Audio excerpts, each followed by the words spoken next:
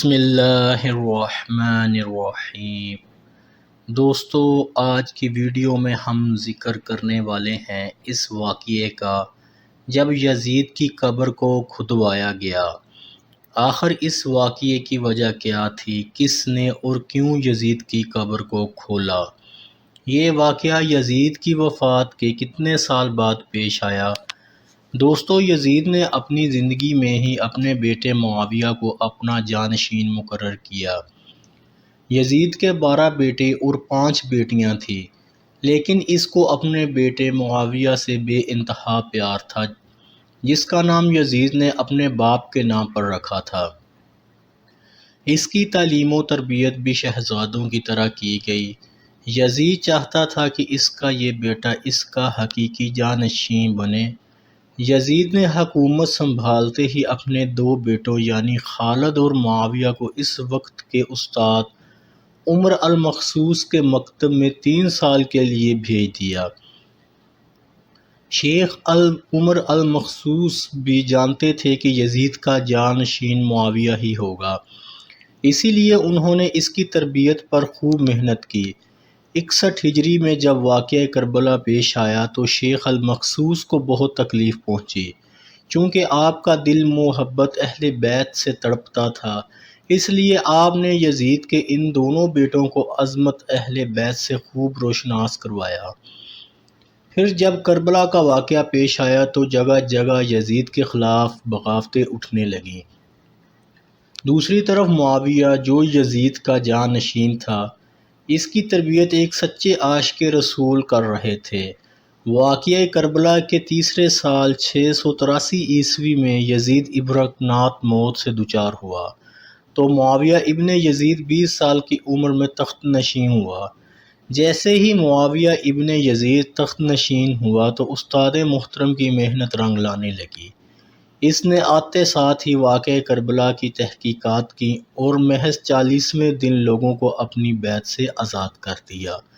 یعنی روایات میں معاویہ ابن یزید نے 3 ماہ تک حکومت کی۔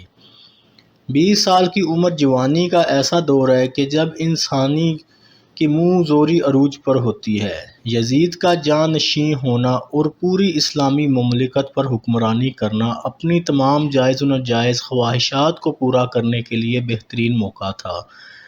لیکن معاویہ بن یزید نے تخت پر بیٹھتے ہی واقعہ کربلا کی تحقیقات کی اور حالات کا باریک بینی سے جائزہ لیا۔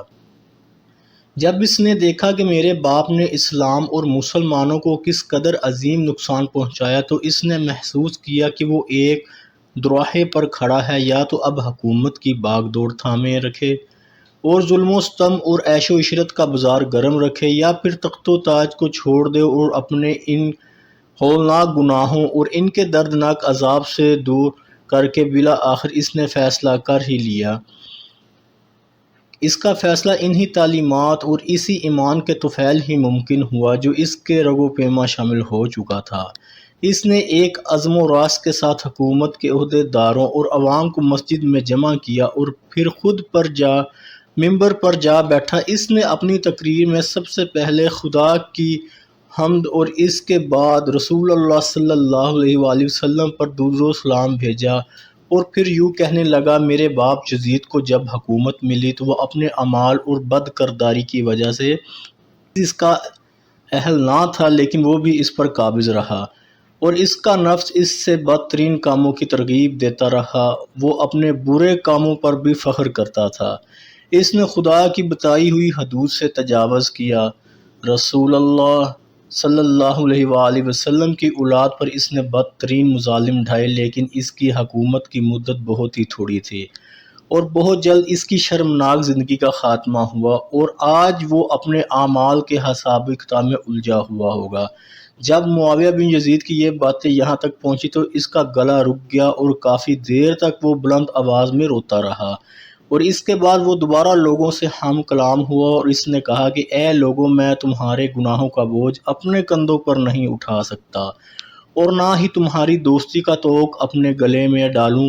میری خواہش تو ہے کہ حکومت حضرت سیدنا امام زین العابدین کے حوالے کر دی جائے، یا اب تم خود جو بہتر سمجھو وہی کرو، یا وہ حکومت کرے جس کا تم انتخاب کرو۔ میں اپنی بیعت سے تم لوگوں کو آزاد کرتا ہوں اور اس خلافت کو ٹھکراتا ہوں۔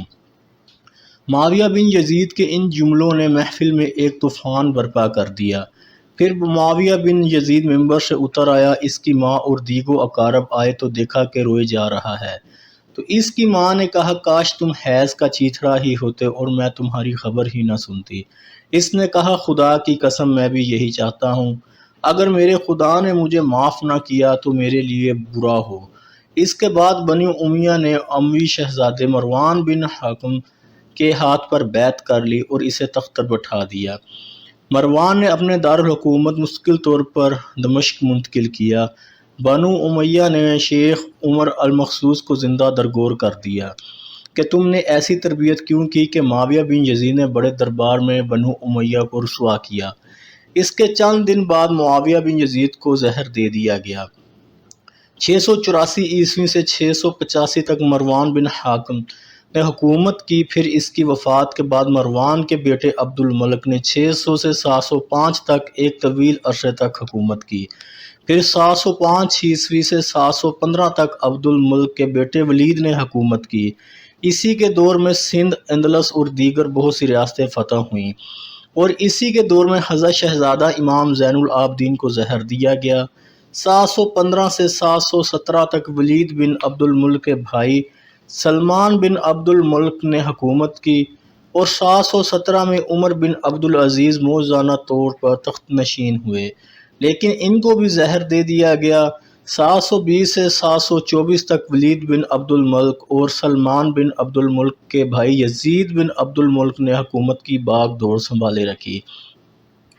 اس کے بعد ہشام بن عبد الملک، ولید بن یزید، یزید بن ولید، ابراہیم بن ولید اور مروان بن محمد نے بالترتیب حکومت کی، اور 750 عیسوی میں بنو امیہ کی حکومت کا تختہ بنو عباس نے الٹ دیا۔ بنو امیہ کا آخری حکمران مروان ثانی ایک انتہائی سست و ڈرپوک حکمران تھا، جس نے ابو مسلم خراسانی کے ہاتھوں شکست کھائی، اور یوں بنو عباس کی حکمرانی کا دور شروع ہوا۔ تاریخی کتابوں میں درج ہے کہ ابو مسلم خراسانی نے بنو عباس کے ابو المنصور اور ان کے بھائی ابو العباس الصفا کو حکمرانی سونپ دی۔ اس طرح بنو عباس کے پہلے حکمران ابو العباس نے آتے ہی بنو امیہ کا نام و نشان مٹانے کی قسم کھائی۔ بہت سے لوگوں کو قتل کر دیا گیا، اور کربلا کے واقعے میں ملوث تمام کرداروں کی قبریں تک کھود دی گئیں۔ اسی طرح بنو عباس کے حکمران ابو العباس الصفا نے یزید کی قبر کو بھی کھدوایا، اور یہ کام اس نے اپنی نگرانی میں کروایا۔ وہ چاہتا تھا کہ یزید کو قبر سے نکالے اور اس کی لاش کو سولی پر لٹکائے۔ چنانچہ یزید کی وفات کے 65 سال بعد اس کی قبر کو اس وقت کے حکمران ابو جعفر اور ابو العباس نے نگرانی میں کھدوایا، لیکن جب قبر کو کھولا گیا تو یہ دیکھ کر حیران رہ گئے کہ اس میں لکڑیوں کی راکھ اور بدصورت کتے اور ایک اسدے کے سوا کچھ نہ تھا۔